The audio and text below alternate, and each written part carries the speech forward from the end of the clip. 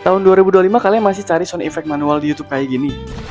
Yo Mayo, Krisa, naver, oi Krisa, Krisa. Please tinggalin deh, udah gak zaman banget.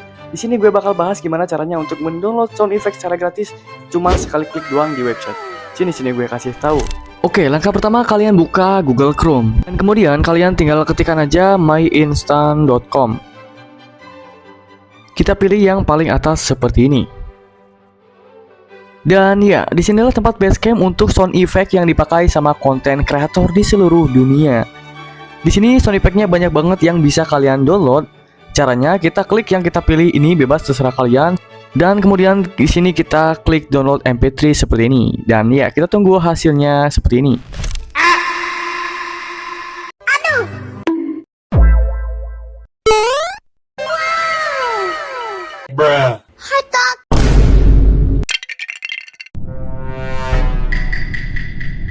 Jadi gimana nih, simple dan juga super gampang banget kan? Kalian kurang-kurangin deh download manual di YouTube, oke?